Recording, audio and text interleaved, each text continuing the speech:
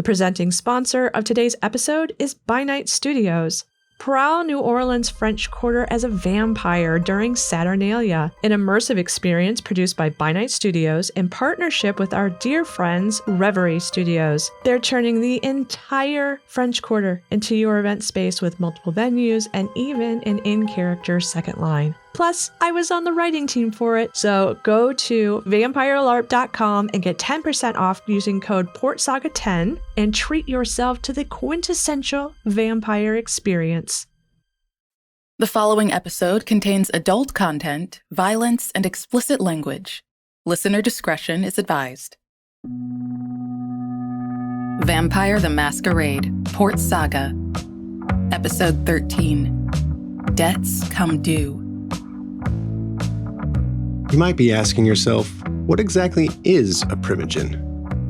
It comes from the word primogeniture or primogeniture, something like that. Anyway, it's Latin for the first birth, or in other words, the oldest. Historically, a primogen was the eldest clan member in the city, and they were tasked with advising the prince on matters related to said clan. But in the wake of the Beckoning, with elders disappearing to fight each other in parts unknown, that's no longer the case. Now it's more about who a clan loves most or fears more as a leader. At least that's how I assume it is in other clans. For Malkavians, it can sometimes feel like a claw in a vending machine comes down from the sky and latches onto one of us randomly. In Port Saga, Clan Malkavian was lucky that claw grabbed Lawrence. He was very good at protecting our interests. You see, he was obsessed with patterns. This means on his good nights, he could predict which branch of a tree an owl would land on 2 weeks in advance. On his less than good nights, he'd insist the owl's hoots were alchemical formulas in Morse code. He had an uncanny ability to see political storms on the horizon, and to make sure our clan always had an umbrella. And when I think about it, maybe that's why Dante was so easily convinced Lawrence had discovered his secret experiments and determined his only choice was to kill him. Kid. Hey, kid. How many of you lost? The 4 other Primogen are staring at me expectantly, and I have no idea why. Did you catch what they wanted? Could you repeat the question? Fucking Malkavians. Careful, Edmund, your clanist is showing. Give it a rest, Marlowe. Titus, I have volunteered on behalf of Clan Nosferatu to keep casualty records. How many Malkavians have met their final deaths? 2. Does that include your sire and the executed associate? Their names were Lawrence and Aaron, Zelda. I am aware. Does your count include them? No. In that case, we've lost 4. Thank you. How long am I expected to pay the tab for the prince's offensive? Would you prefer Adelaide's strategy of hide and hope the hunters go away? I know I'd prefer to be done with this meeting. I agree with Primogen Sandoval. Call me Anna. I agree with Anna. Can we get on with this? I suppose. We have 3 items left to vote on this evening. The first is an advisory vote recommending Constance of Clan La Sombra as Prince Quill's Principal of Faith.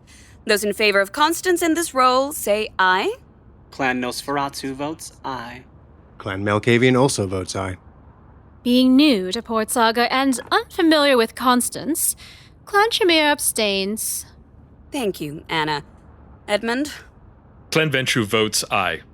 And so does Clan Toreador. Aye. There, 4 ayes and 1 abstention. Next. Someone has submitted a formal objection to Prince Quill's edict removing amnesty from Thinbloods who seek membership within the Camarilla. This, again, is an advisory vote, meaning Prince Quill is free to ignore it. And frankly, I think we should too. Shocker. Titus? I try to see the best in people, but you certainly make it difficult when you get in your feelings. This vote is useless. Someone took the time to submit an objection, and we will do our due diligence to see it through. You mean we'll be held hostage while you preen? Oh, such a bitter Betty you are. Maybe I just don't like you. You don't have to like me. Not everyone has good taste. Do you two need a moment to compose yourselves? No, they need a room. Can we vote, please? Absolutely.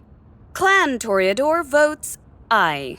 Excuse me, is this a vote to ignore the formal objection? Yes. Then Clan Nosferatu agrees, aye. Clan Tremere votes nay. Ooh, I'm curious. Why? As riveting as it is to bear witness to the cocksure myopia of the patriarchy in action, Clan Tremere is reluctant to antagonize the thin blood population until we can accurately ascertain their numbers. We are already at war with the Inquisition. Why borrow trouble? Rather, we should pacify the thin bloods so we do not meet conflict on two fronts. A convincing argument. Clan Nosferatu changes their vote to nay. Well, Clan Ventru votes aye. At which point, Glass gives me a smug smile because he knows which way I'll vote, which way I have to vote. By purchasing my debts from the Prince of Moonlight Bay, he guaranteed I would have to vote with him on any city issue while I acted as Primogen.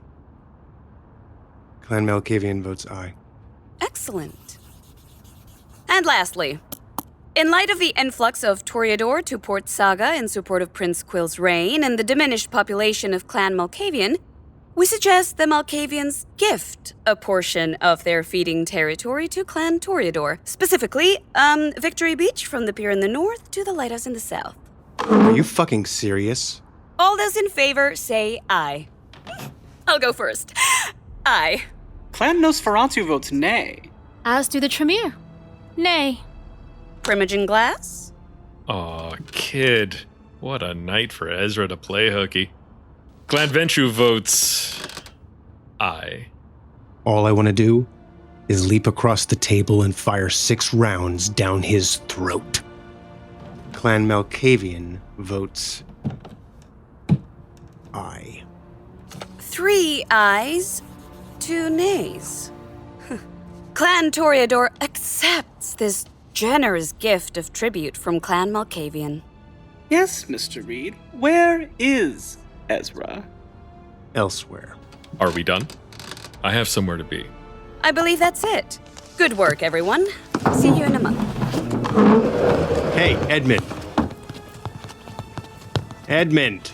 Get out of my way, kid. Hey, how long will I have to jump through your fucking hoops? You owed Prince Walsh 4 years, which I have purchased.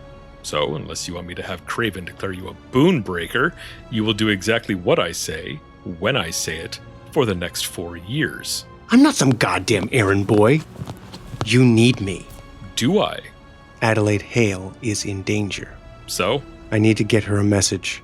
Titus, I'm only going to say this once. I do not care. I voted to oust her, remember? She's not happy with me, nor should she be. And I have no idea where she is or how to reach her. Now get out of my way and kindly fuck right off. As Glass leaves, my instinct is to be done with that asshole. But the music is fucking with me. And I can't tell if that's because I'm crazy, he's lying, or the Tremere Primogen is standing too close. Christ, why can't you just stick to a single goddamn fucking melody? Oof, I see you're in the midst of a moment. Suppose I could get around you so I could leave? No, I mean, yes, obviously. I swear I'm not crazy. It's just that there's this music. I'm sure there is. Do you need me to take you somewhere? Call for someone to get you? Out comes the kid gloves and eggshells. Primogen Sandoval, I'm sorry for the Duskborn vote. If I could have, I would have voted with you. Politics is politics. But if you're right, I'd like to... Why both? Both what? You voted against the Duskborn policy, but you also asked for a delay in Dante's execution. Those two things seem mutually exclusive. I had my reasons for keeping Dante alive. And now? And now there's no threat of death hanging over him. You sound disappointed by that. Death is a powerful motivator. Good night, Mr. Reed. Wait, one last thing. Mr. Reed, please. If you have a point, make it. I wondered if I could take another look at Dante's lab In the With building? Why? I think I missed something. You didn't. I'd really like to anyway. No. But Good night, Mr. Reed.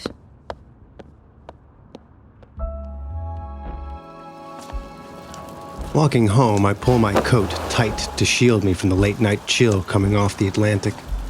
The rain-slicked streets of downtown Port Saga reflect the pinks, greens, and blues from the signs of fine jewelers, designer boutiques, and bistros.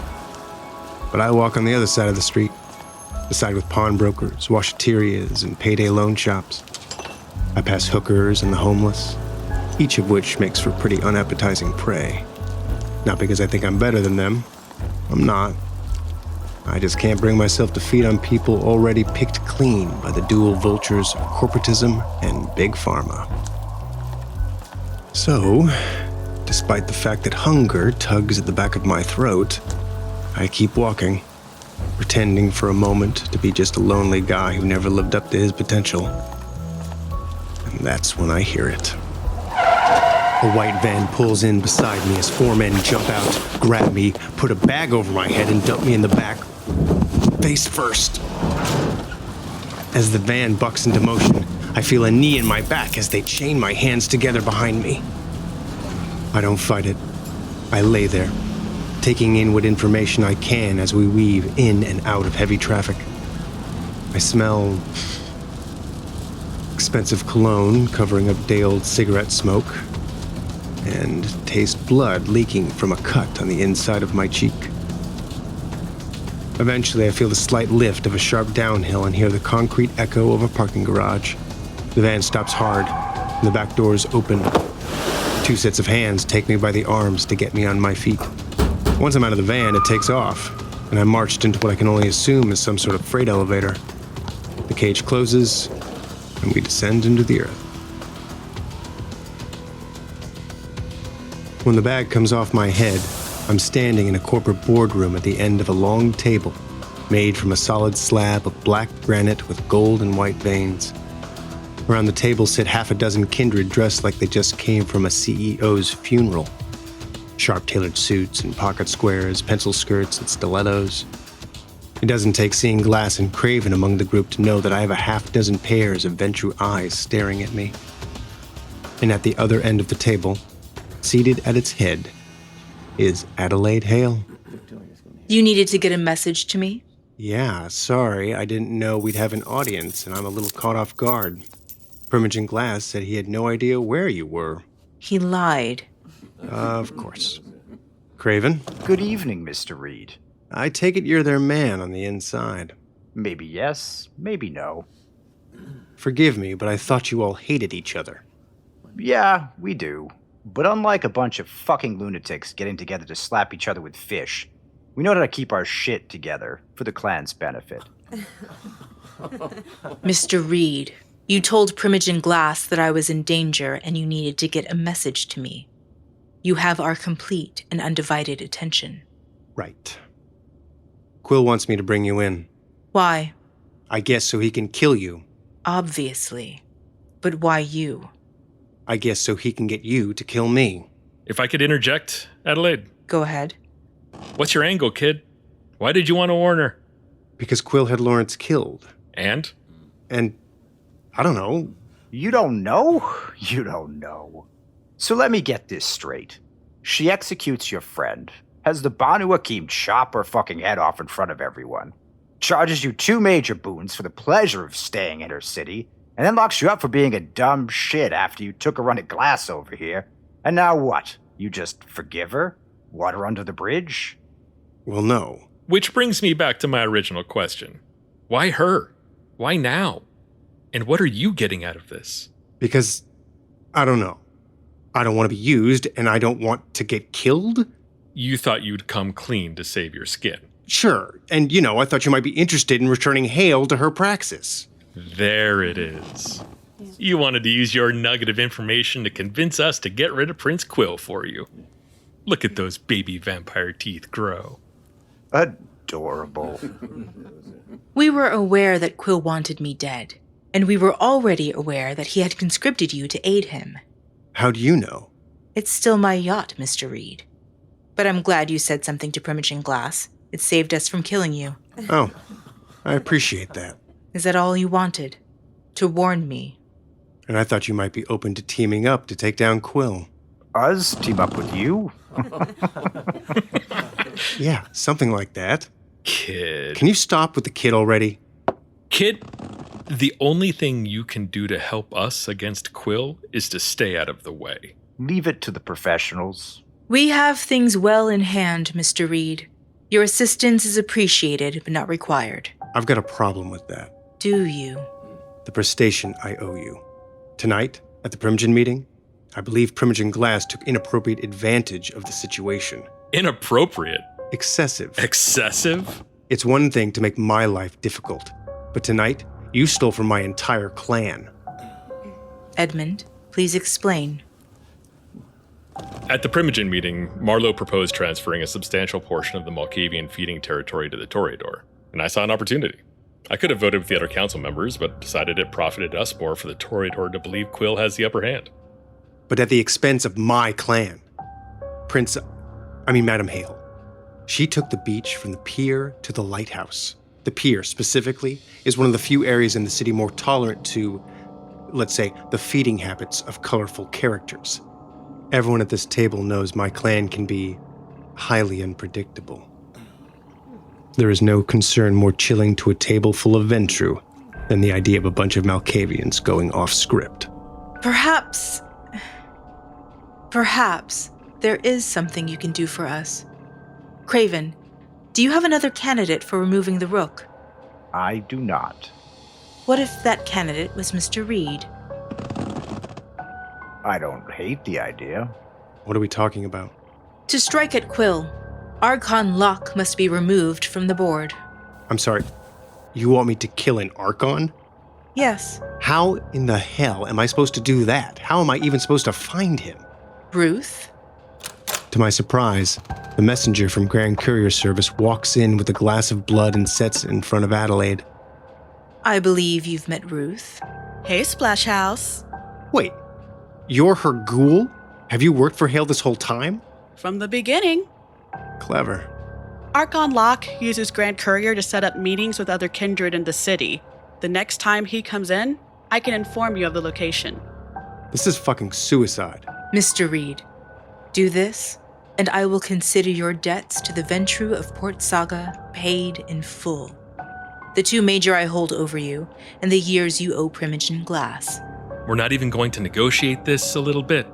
No, Edmund, we are not. That is the deal, Mr. Reed. Are you agreed? That's a generous, if dangerous, offer. I'd be a fool not to take it, but can I ask why? Because your sire was one of my dearest friends, and this is an opportunity to pay him back for many years of good counsel. I am sorry, by the way. For what? I couldn't offer my sympathies at his memorial, but I did want to. I appreciate that. Did you know what he was before he joined the Camarilla? Of course. Really? I didn't. None of us knew. Not even Ezra. I grew up in the heart of the Harlem Renaissance, and had I stayed in Harlem, I have no doubt my name would have rung through the ages. I know this for certain. But my sire had other plans for me. During the Great Depression, the Sabbat held most of New York City, but the Camarilla clung to Manhattan by its fingernails. To fortify our position, the Justicariat gave Michaela, our acting prince, carte blanche to embrace however many childer she needed, and for those childer to embrace, and so on down the line until she had an army. I was sent to fight and die on the front lines. That is where Lawrence and I met. He was the product of a mass embrace, and I suppose so was I. I nearly killed him, but I didn't, and I'm glad for that. And when he finally divested himself of his membership in the Sabbat to join the Tower as a probationary member, I was honored to sponsor him, proud of him for joining our coterie. And we were both happy to leave that particular war behind. There's so much I didn't know about him.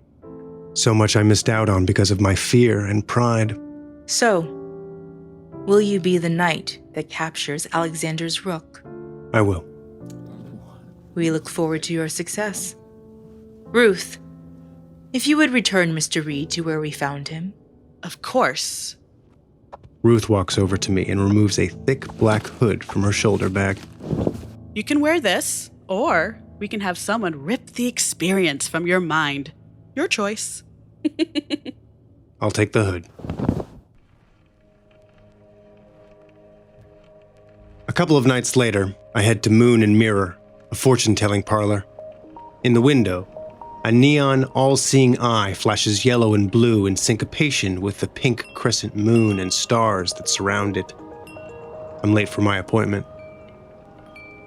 As soon as I open the door, the thick scent of incense and burning Palo Santo greets me.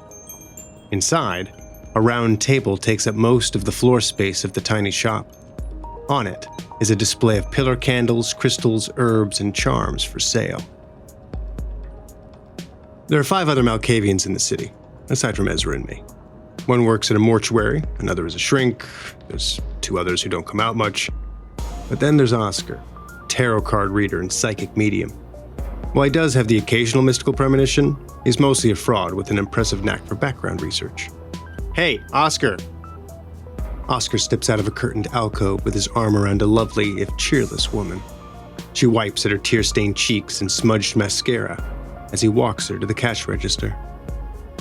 I know this process has been difficult, dear, but the first step is shielding yourself from negative psychic attacks. I've put together some items for you. Amethyst, crystal quartz, candles, incense, some black salt. Total comes to $187.34, including tax, of course. She pays with her phone, takes the bag, and squeezes by me to leave. $200 for some crystals and salt? I have to make a living, and she needs to feel invested in her healing. Besides, save your white knighting for someone who needs it. She came out of the divorce with no kids, the house, and an extra 50 G's. She's going to be fine. In that case, do you have what I asked for? Which one first? Keisha Troy, please. Miss Keisha Troy, born 25 years ago, 4th child to the wealthy Troy family, earned marginal grades in high school and dropped out of college after a single year. Traveled extensively across the United States and South America, and spent the summer yachting on the Mediterranean before returning to Port Saga. She came back with ties to various illicit organizations, and the few times the DA attempted to connect her to larger criminal outfits, her family made the investigations go away. Her family's involved in real estate, right? Primarily, see? Is she? While she doesn't sit on the Troy board, she does have a substantial monthly allowance and her own holding company. Details? Hekuba Holdings.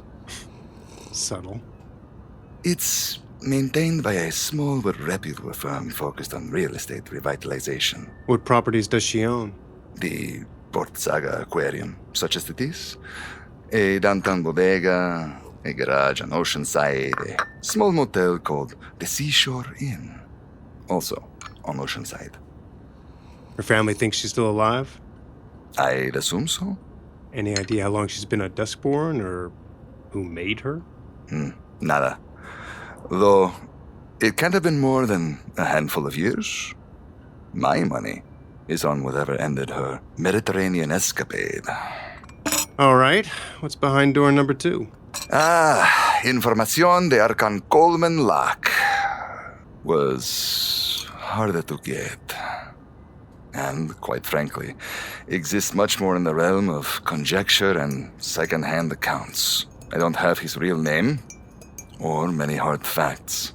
I understand. Give it to me anyway. He's a toreador ancille, a painter of scenic landscapes who joined the Camarilla in the UK and later moved to Paris to study. While in Paris, he saved the life of a prominent Nosferatu, which caught the attention of Archon Federico de Padua. Locke served under de Padua until Molly MacDonald became Justicar of Clan Nosferatu. After that, she promptly appointed Locke as one of her archons, presumably on the Padua's recommendation. Anything in the last 10 years? Locke helped seize Mexico City from the Sabbat, though by all accounts that wasn't much of a fight. Do we know why he's here now? Justicars don't telegraph the movements of their archons. Does he have a history with Quill? Alexander Quill has extensive ties to Western Europe. Their timelines aligned in several areas, and they are distantly related as descendants of Prince Villon. So, sí, es posible. Anything else on him? He's patient, pragmatic, and an accomplished duelist. If he served with de Padua, he'd have to be. Excuse me, do you have a phone? Sure.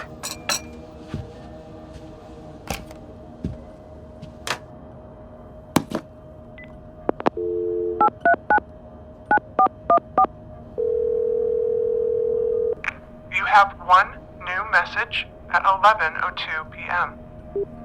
Splash House. White Brook will be at the boardwalk in 1 hour. White Brook, boardwalk, 1 hour. Message deleted. Thank you, Oscar.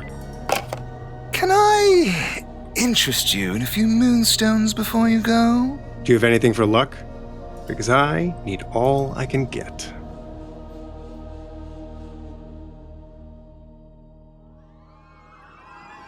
Unlike the rest of the city, the Port Saga boardwalk thrives. As the city's main tourist attraction, the powers that be keep pouring money into it. I had my first date here as a teenager. I didn't have friends in high school. I was too unsocialized, I guess. But my senior year, this group of guys asked me to come along with them. So I went. I thought we were all just hanging out until I was stuck at the top of the Ferris wheel with Kyle Wheaton. I didn't dare make a move. But he did. And it's true. You never forget your first kiss. Invisible, I weave through the crowds, which, after midnight, are starting to dissipate. I eventually find Archon Locke down by the seawall. Zelda is next to him, wearing a billowy caftan and floppy sun hat. I stay out of view and listen in with my heightened hearing. Why did you want to meet here in a public place? I needed to ensure you wouldn't make a scene. I paint them, not make them, dear. Cole, dear, your face is far too handsome to show this much distress. Perhaps that is because it would seem your plan has gone a bit pear-shaped. A plan is a list of things that rarely happen. You gave assurances. What precisely is your concern? Our concern is that instead of a peaceful praxis, we have a war against the Second Inquisition, and thin bloods being rounded up for who knows what. And you promised us you could facilitate change. Which I did. But the aftermath was never discussed. The lack of detail in your request is your issue, not mine. We aren't here for word games. Her Grace may appreciate your efforts, but there are limits.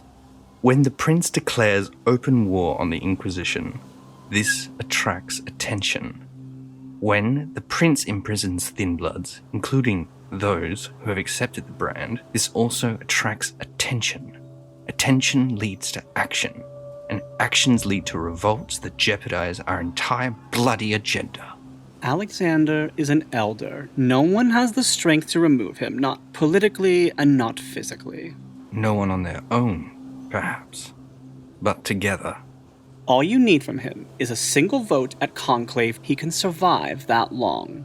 He better. He will, but if it alleviates Her Grace's concern, I will speak with him. Now, shall we get a bite? We could sink our teeth into a pair of delicious-looking carnies I spied working the merry-go-round. I've lost my appetite. Your loss. Zelda moves, and in a blink, she vanishes. I stay and observe Locke shaking his head as he walks to the waterline. And then suddenly, he stops.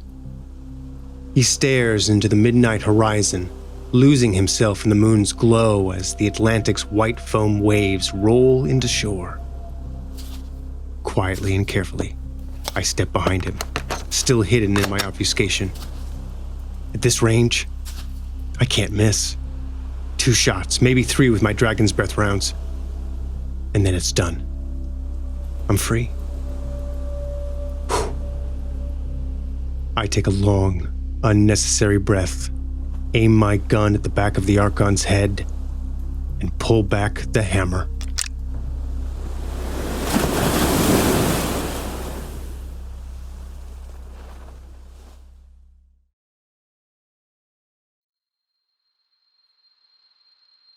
Vampire the Masquerade, Port Saga. Created by Rachel J. Wilkinson, with voice performances by Dain Geist, Marta de Silva, Callina Anderson, Michelle Wynn Bradley, Riley Silverman, Greg Berry, Aven Gonzalez, Brad Hardwicke, Ken Pickering, and Janeka Rector. Sound design by Rachel J. Wilkinson. Mixing and mastering by Brandon Strader. Portions of this podcast are the copyrights and trademarks of Paradox Interactive AB and are used with permission, all rights reserved. For more information, please visit worldofdarkness.com.